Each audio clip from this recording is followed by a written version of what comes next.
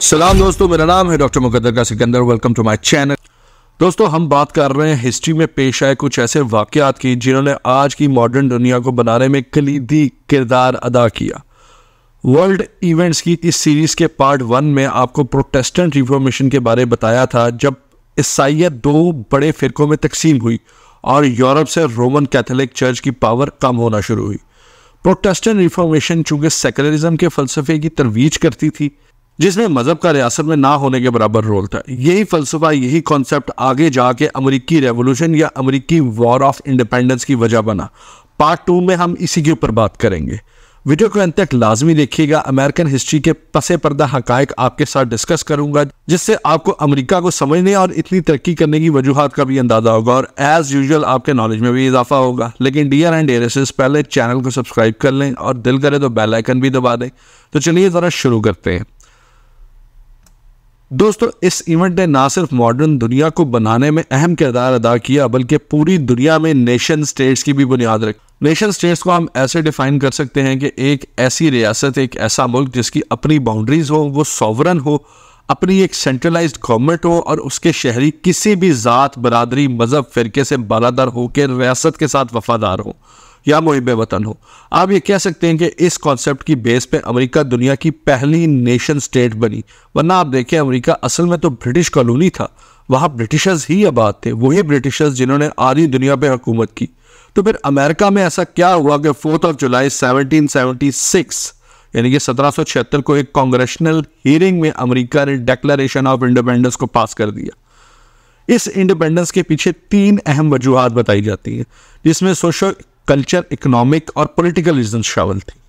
लेकिन पहले मैं आपको अमेरिका की थोड़ी बहुत तारीख बताना चाहूँगा ताकि आपको इन 3 वजूहात को समझने में आसानी हो।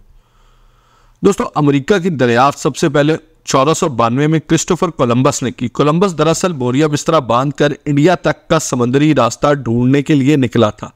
गलती से कैरिबियन के जजायर के पास पहुंच गया। कोलंबस समझा यही इंडिया और यहाँ के नेटिव्स, रिहायशी रेड इंडियंस कहलाना शुरू हो गए। इसीलिए कैरिबियन के जजायर जैसे जमैका, त्रिनिडाद एंड टोबैगो को अभी तक हम वेस्ट इंडीज ही कहते हैं। कोलंबस के बाद बहुत से यूरोपीय यहाँ आए, लेकिन उनमें से एक जियोलॉजिस्ट अमेरिगो वेस्पूची ने जब पूरे कॉन्टिनेंट का सर्वे किया तो बताया गया कि ये इंडिया नहीं है, बल्कि एक अलहदा ज़मीन का हिस्सा है, जिसे पहले न्यू वर्ल्ड और फिर अमेरिगो की वजह से ही अमेरिका का नाम दिया गया। 16वीं सदी में इंग्लैंड से यहाँ पे बड़े पैमाने पे माइग्रेशन शुरू हो गई, बल्कि यूरोप के तमाम मुल्कों ने यहाँ पे अपनी कॉलोनीज बनाना शुरू कर दी। साउथ अमेरिका में स्पेन और पुर्तगाल ने अपना कब्जा जमाया और नॉर्थ में इंग्लैंड और फ्रेंच ने इलाकों को अपने तसल्लुत में लिया। इंग्लैंड से आए हुए लोगों ने यहाँ पे 13 कॉलोनीज को इस्टेब्लिश किया, जिनमें सबसे पहली जॉर्ज टाउन वर्जीनिया इस्टेब्लिश हुई। उसके बाद new Hampshire, Massachusetts, Connecticut, Rhode Island, New York, new Jersey, Pennsylvania, Delaware, Maryland, north Carolina, south Carolina और जॉर्जिया शामिल थी। ये सारी कॉलोनीज अमेरिका के मशरकी हिस्से में वाक़ थी और सारी सेटलमेंट्स को न्यू इंग्लैंड का नाम दिया गया। इन्हीं 13 कॉलोनीज ने फिर आगे चल के यूनाइटेड स्टेट्स ऑफ अमेरिका की बुनियाद रखी, जिनमें 3 मेजर फैक्टर्स ने अहम रोल अदा किया। इन फैक्टर्स को समझने के लिए हमें ज़रा 17वीं सदी के अमेरिका के सोशो कल्चर, इकोनॉमिक और पॉलिटिकल सेटअप को समझना पड़ेगा। आइए सबसे पहले ज़रा सोशो कल्चर सेटअप को देखते हैं। अमेरिका दरअसल एक सेटलर्स, ट्रेडर्स और बिजनेसमैन का मुल्क था। जैसे कि मैं आपको पिछली प्रोटेस्टेंट इंफॉर्मेशन वाली वीडियो में बताया कि 16वीं सदी में पूरा यूरोप मजहब के नाम पे एक दूसरे से लड़ रहा था। ऐसे में बहुत से लिबरल, प्रोग्रेसिव लोग यूरोप से माइग्रेट करके अमेरिका सेटल हो गए। इन लोगों में पढ़े लिखों की तादाद बहुत ज़्यादा थी और ये मेजॉरिटी प्रोटेस्टेंट साइड से ताल्लुक़ रखते थे, जिनके कोर बिलीव में सेकुलरिज्म पाया जाता था। और ये एनलाइटेड मॉडरेट लोग हर तरह की रिलीजियस वायलेंस के खिलाफ थे। इनका मानना था कि अमेरिका एक लैंड ऑफ अपॉर्चुनिटीज़ है, अगर आप मेहनती और काबिल हैं तो यहाँ बिला किसी तफरीक के तरक्की कर सकते हैं। इसीलिए 17वीं सदी के बाद से ही अमेरिका में बिग बिजनेसेस की शुरुआत हो गई। ये अनलाइटेड मॉडरेट लोग अपने साथ नई थ्योरीज लेके आए, जिनमें human rights, election, free speech, republicanism जैसे कोर आइडियाज शामिल थे। और यही चीज़ इन्हें ब्रिटिशर्स से मुख्तलिफ बनाती थी। उस वक्त के ब्रिटिशर्स एक रेसिस्ट, कदामत पसंद और कंजर्वेटिव सोसाइटी के लोग थे, जबकि अमेरिकन कल्चर में ये चीज़ें एक्सेप्टेबल नहीं थी। वो सबको इक्वली ट्रीट करने के हामी थे। सबको मतलब सब गोरों को। ब्लैक स्लेव्स के साथ उनका रवैये में बदलाव 1950 की दहाई के बाद ही आना शुरू हुआ। खैर ये एक लहरा टॉपिक है, इस पर फिर किसी वीडियो में बात करेंगे।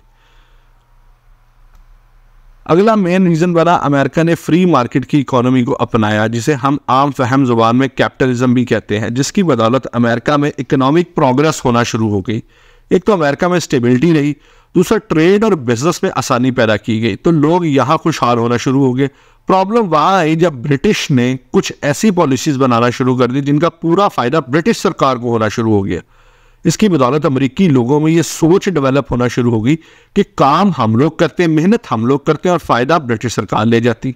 अमेरिका में उस वक्त एग्रीकल्चर प्रोडक्शन को एक्सपोर्ट किया जाता था। Sugar cane, tobacco, cotton major export products थी। ब्रिटिश सरकार के पास किए गए 4 एक्ट्स सबसे ज्यादा अनरेस्ट के बायस बने, जिनमें सबसे पहले 1651 का नेविगेशन एक्ट, जिसमें ट्रेड के लिए सिर्फ ब्रिटिश शिप्स को लाजमी कर दिया गया। मतलब अमेरिका जो भी एक्सपोर्ट करता सिर्फ ब्रिटिश शिप्स के थ्रू ही कर सकता था। अमेरिका में उस वक्त शिप बिल्डिंग और माइनिंग की इंडस्ट्री में बूम चल रहा था। ऐसे में navigation law American ship building industry के लिए निहायत मोहलक साबित। 1660 की इनोवेटेड कमोडिटीज एक्ट की वजह से ब्रिटिश अमेरिका की सारी एक्सपोर्ट्स पे भी काबिज हो गया। अमेरिकन को मजबूर किया गया कि सारी products like sugar cane, tobacco वगैरह को सिर्फ ब्रिटिश ही एक्सपोर्ट किया जाए। फिर 1663 के स्टेपल एक्ट में यह कानून बना दिया गया कि अमेरिकन किसी भी मुल्क को एक्सपोर्ट सिर्फ वाया ब्रिटिश ही कर सकते हैं। मतलब कोई भी प्रोडक्ट हो वो पहले ब्रिटिश आएगी और उसके बाद पूरी दुनिया में एक्सपोर्ट होगी। इसके अलावा और बहुत सी कानून साजी की गई जिससे अमेरिकन इकोनॉमी को बहुत नुकसान पहुंचा। जैसे अमेरिकन आयरन या लोहा सिर्फ ब्रिटिश से ही इंपोर्ट कर सकते और ब्रिटिशर्स उस पर अपनी मर्जी का टैक्स लगाते। इन इकदाम की वजह से मिड 17th सेंचुरी तक, 17वीं सदी के मिड तक अमेरिकन को ये पूरी तरह रियलाइज हो चुका था कि ब्रिटिश गवर्नमेंट को सिर्फ अपने मेनलैंड ब्रिटिश या इंग्लैंड की फिक्र है और उनका मकसद भी सिर्फ ब्रिटिश मोनार्क यानी कि किंग्स और क्वींस को फायदा पहुंचाना है। अमेरिकन ने इन सब रियलाइजेशन के होते हुए 1754 में एक एल्बनी कांग्रेस की बुनियाद रखी, जिसमें अमेरिकन लोगों ने अपने रिप्रेजेंटेटिव भेजे ताकि वो ब्रिटिश सरकार से बात करके उन्हें कायल कर सकें, लेकिन वो पूरी तरह फेल हो गए। जिसकी एक बड़ी वजह अमेरिकन एल्बनी कांग्रेस में ज्यादातर लोग पढ़े लिखे इंटेलेक्चुअल्स थे, जबकि ब्रिटिश सरकार में royalty, lords, kings, queen, dukes और डचेस काबिज थे, जो पैदाइशी लैंडलॉर्ड्स थे और अमेरिकी डिमांड्स उनके इंटरेस्ट के खिलाफ थी। कांग्रेस में भी सबसे पहले बेंजामिन फ्रैंकलिन ने सारी कॉलोनीज को इकट्ठा करके एक यूनियन बनाने की प्रपोजल दी, पर उस वक्त हालात की वजह से उसे रिजेक्ट कर दिया गया। सबसे बड़ी वजह इसकी फ्रांस की तरफ से अग्रेशन का होना था। फ्रांस इंग्लैंड का हमेशा से ही एक राइवल मुल्क रहा है, वो भी उस वक्त अमेरिका के कुछ इलाकों पे काबिज था।